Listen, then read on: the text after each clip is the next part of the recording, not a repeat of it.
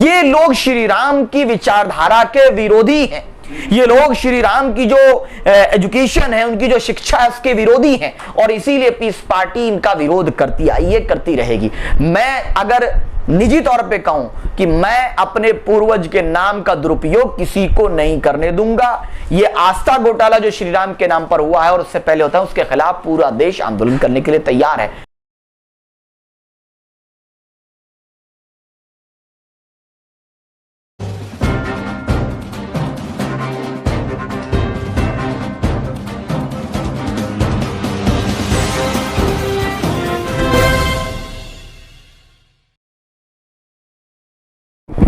साथियों नमस्कार, आदाब, सलाम। मैं राजकुमार गौतम आज आपको एक ऐसी शख्सियत से मुलाकात कराने जा रहा हूं जिनको सुनने के लिए काफी लोग आतुर रहते हैं। मेरे साथ है पीस पार्टी के राष्ट्रीय प्रवक्ता सादाब चौहान जी। उनसे कुछ मुद्दों के ऊपर बात करेंगे। इस समय जो देश के अंदर हलचल चल रही है। सादाब चौहान जी, सबसे पहले हमारे चैनल पर आपका हार्दिक स्वागत जी। बहुत बहुत धन्यवाद राजकुमार जी। सादाब जी, देखा जाए तो इस समय कुछ ऐसे ज्वलंत मुद्दे हैं इस देश के अंदर। अभी हाल ही की बात करें तो 5 मिनट के अंदर 16.5 करोड़ रुपए का घोटाला हो जाता है राम मंदिर के नाम पर, जबकि देखा जाए तो कहीं ना कहीं वो गाढ़ी कमाई उन गरीब मजदूर मजलूम तबके के पैसे की कमाई थी, जिन्होंने एक एक पाई करके इस हिंदू धर्म के लोगों को आस्था के नाम पे राम मंदिर बनाने के लिए दिया गया था। क्या कहेंगे इसको लेकर? पहली चीज तो ये है कि ये आस्था घोटाला जो किया गया है, ये कोई पहली बार नहीं किया गया है। वीएचपी पर 4000 करोड़ घोटाले का पहले से आरोप है और उत्तर प्रदेश के डिप्टी सीएम श्री केशव प्रसाद मौर्य जी, जिनकी आजकल योगी जी से लड़ाई चल रही है, जो जानकारी के मुताबिक, उन पर भी दुर्गा पूजा के नाम पर घोटाला और फर्जी रसीद छपवाने के मामलात रहे हैं। लेकिन पीस पार्टी इस तमाम विषयों को ये देखती है कि ये जनता को लूटने का एक और षड्यंत्र है।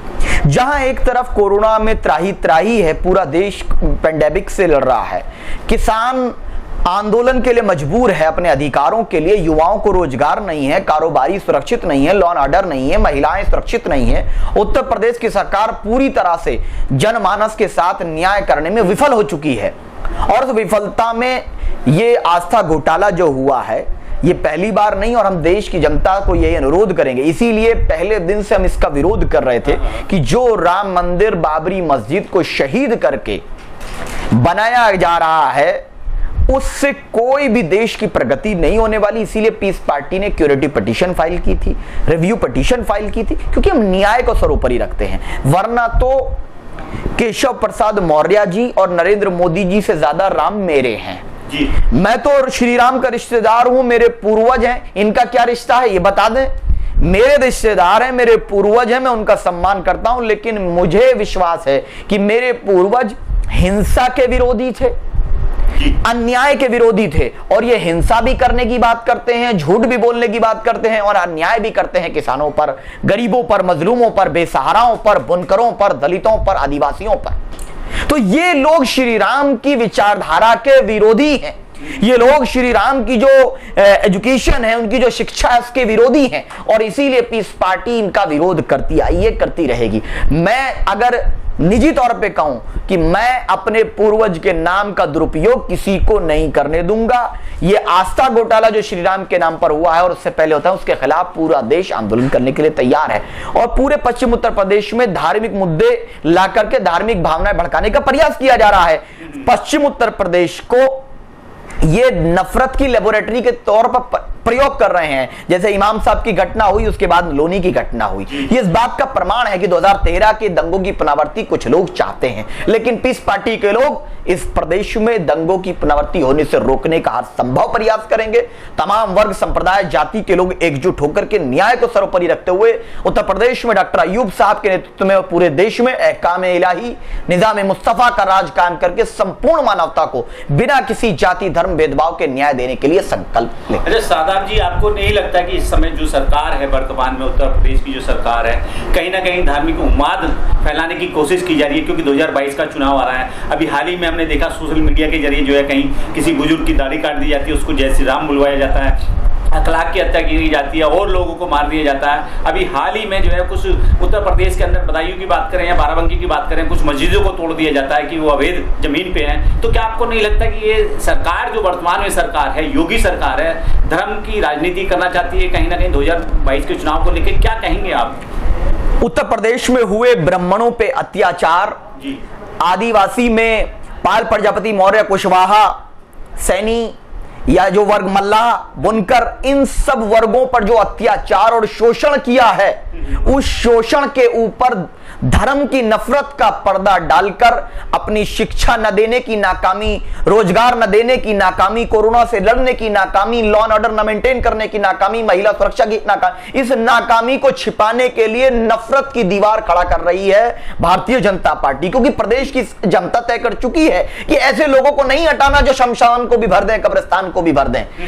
ऐसे समय पे कोरोना ऑक्सीमीटर का घोटाला हो जाए, 700 रुपए की चीज 1400 रुपए में, आपदा में अवसर बना दें, ये इन लोगों को हटाने के लिए जनता मन बना चुकी है। और इस जनता को गुमराह करने के लिए नफरत की अफीम चटाकर चंद गुंडों का, आतंकियों का इस्तेमाल कर रही है। अभी देखते जाइए, मॉब लिंचिंग की घटनाएं बढ़ी, मस्जिदों पर हमले बढ़े, जिससे कि लोग मुद्दे भूल जाएं। अभी देखिए कुछ दिन बाद पाकिस्तान का मुद्दा आ जाएगा, कुछ दिन में कहेंगे कि पाकिस्तान में यह होगा। मैं तो कहता हूं कि अगर उत्तर प्रदेश में सरकार भाजपा की बनेगी तो मिठाई आईएसआईएस के कार्यालय में बटेगी, क्योंकि वो चाहता है कि जनरलाइज करके हिंदुस्तान के मुसलमानों को बदनाम करके इस्तेमाल करें। लेकिन हम लोग अपने देश के लिए, न्याय के लिए, भारत के संविधान में दिए गए तमाम उन अधिकारों के लिए, संवैधानिक संघर्ष के लिए तत्पर हैं। हमें किसी आईसिस के जानवर या किसी और से कुछ सीखने की जरूरत नहीं है। हम अपनी तरह प्रतिबद्ध हैं अपने लिए, लेकिन इसका मतलब यह नहीं कि हम अपनी आवाज नहीं उठाएंगे। कोई चाहता है कि ट्विटर पर ट्वीट करने से हम पे मुकदमा दर्ज कर देगा, तो हम मुकदमों से डरने वाले नहीं हैं। डॉक्टर अय्यूब साहब पे एनएसए लगाया था, लगाइए। उस आतंकवादी पर, प्रवेश गुज्जर हो, कल्लू हो, या वो कपिल गुज्जर जो शाहीन बाग में गोलियां चला रहा था, या वो पहलू खान की हत्या करने वाले जानवर वो शंभू, लगाइए उन पर एनएसए। और तो छोड़िए, जब अजमेर बॉम्ब ब्लास्ट का आरोपी जो जब पहुंचता है बेल पर, तो उसका ऐसे स्वागत किया जाता कि मानो प्रधानमंत्री आ रहे हैं। आतंकवादियों से कौन सी मोहब्बत है? हम कहते हैं कि आतंकवादी जो है, जो मानवता के दुश्मन हैं, चाहे वो बलात्कारी हैं, इस तरह के आतंक बचाने वाले, ये सब सड़ा हुआ समाज का हिस्सा है, चाहे उसका धर्म जाति कुछ भी हो। ये गिद्ध गैंग है जो लाशों पर राजनीति करता है, लाशों को नोचने का कार्य करता है। देश के सभी लोगों को एकजुट होना पड़ेगा, इकट्ठा होना पड़ेगा इस सड़े हुए समाज के खिलाफ। ये सड़ा हुआ समाज वो है जो मानवता का दुश्मन है, जो हर जाति धर्म संप्रदाय के लोगों में पाया जाता है, जो बच्चियों के साथ बलात्कार करता है, आतंकी घटनाओं को अंजाम देता है। हम उसके खिलाफ हैं। हम अजमल कसाब के भी खिलाफ हैं, माया कोडनानी के भी खिलाफ हैं, और मॉब लिंचिंग के भी खिलाफ हैं। अपराधी किसी धर्म जाति संप्रदाय का हो, उससे कोई हितैषी उसका नहीं हो सकता। अगर कोई उसका शांत रहकर समर्थन करता है, वो भी सड़े हुए समाज का हिस्सा है। मतलब अच्छा शादाब जी, एक बड़ा महत्वपूर्ण सवाल है। देखा जाए तो पीस पार्टी कहीं ना कहीं पूरे भारत के अंदर और खास करके उत्तर प्रदेश के अंदर शोषित, पीड़ित, वंचित समाज, अल्पसंख्यक समुदाय के साथ में कंधे से कंधा मिला के गाँव छात, तहसील स्तर पर भी, ब्लॉक स्तर पर जाके काम करती है। आज कहीं ना कहीं वही योगी की सरकार जो है, आपको कहते हैं कि फर्जी मुकदमे, जिनका कोई सर पैर नहीं होता, इनका कोई सरोकार नहीं होता, ऐसे फर्जी मुकदमों में आपके कार्यकर्ताओं को फंसाने का काम करती है। तो क्या कहेंगे ऐसी सरकार के लिए? मेरा इश्क उत्तर प्रदेश से सच्चा है, और सच्चा प्रेमी, सच्चा आशिक अपनी जान की बाजी लगाकर अपनी महबूबा को हासिल करता है।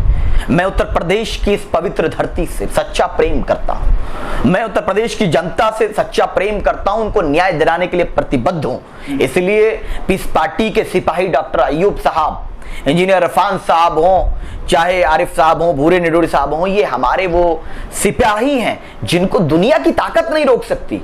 हम हर आखिरी सांस तक न्याय के लिए लड़ाई लड़ते रहेंगे। हमारा मकसद न्याय और शांति है। जब तक न्याय नहीं होगा, शांति नहीं होगी। और जो संवैधानिक अधिकार है, हम हर अधिकार का प्रयोग करेंगे, ये हमारा संकल्प है। अच्छा सादब जी, आखिर में चलते चलते बहुत ही अहम बात है।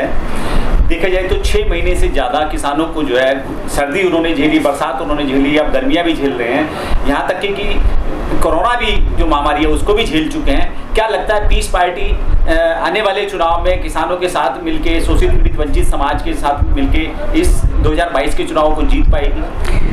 पीस पार्टी किसानों की लड़ाई पहले दिन से लड़ रही है। सबसे पहली राजनीतिक दल जिसने इसके खिलाफ पूरे प्रदेश में आंदोलन किया वो पीस पार्टी थी। पीस पार्टी के लिए अहम मुद्दा है क्योंकि किसानों के अस्तित्व का मामला है और पीस पार्टी जब बात किसानों की, बुनकरों की, युवाओं की, मजदूरों की, गरीबों की, वंचितों की आती है तो इसको अपनी लड़ाई मानकर, अपने अस्तित्व की लड़ाई मानकर इसका संघर्ष करती है, क्योंकि इसीलिए पीस पार्टी का गठन माननीय राष्ट्रीय अध्यक्ष डॉक्टर अयूब साहब ने किया है, न्याय के लिए किया है और हम उसके लिए पूरी तरह तैयार हैं। 2022 में हमारे बिना सरकार नहीं बनेगी, ऐसा हमारा विश्वास है। जनता ने ये साफ वाजे कर दिया है कि जो प्रेम दिख रहा, अभी किसान पार्टी ने कल पीस पार्टी के साथ ये घोषणा की कि हम पीस पार्टी का समर्थन करेंगे माननीय राष्ट्रीय अध्यक्ष जी की मौजूदगी में। जब किसानों के तमाम संगठनों सभी लोगों से बातचीत चल रही है, बहुत जल्द उसकी घोषणाएं होंगी और कई पूर्व विधायक एवं कई पार्टी के बड़े नेता एवं पूर्व सांसद भी हमारे संपर्क में हैं और लगातार बातचीत चल रही है। बहुत जल्द पश्चिम उत्तर प्रदेश के कई बड़े नेता इस पार्टी में शामिल होंगे। अच्छा शादाब जी, देखा जाए तो इस देश का युवा जो है कहीं ना कहीं आपको अपना आइकॉन भी मानता है, आपकी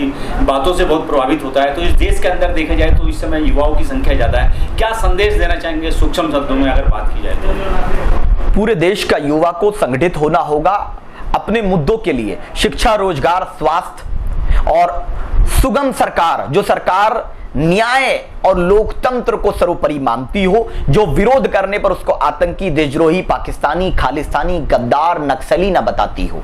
ये देश हमारा है, हम सब के इस देश के हैं, कोई गद्दार नहीं है। जो इस देश का नागरिक है वो हमारा है। अगर कोई अपराधी अपराध करता है तो उस अपराधी को जो कानून है उसके तहत सजा मिलेगी, लेकिन सरकारें ये समझे कि सब कुछ हम अपनी मर्जी से चलाएंगे, अच्छा नहीं है। युवाओं को जागरूक होकर के नफरतवादी लोगों को, अहंकारी लोगों को बहिष्कार करना होगा और न्यायवादी लोगों का सहयोग करना चाहिए। चलिए ठीक है, बहुत बहुत धन्यवाद आपका हमारे चैनल पर समय देने के लिए।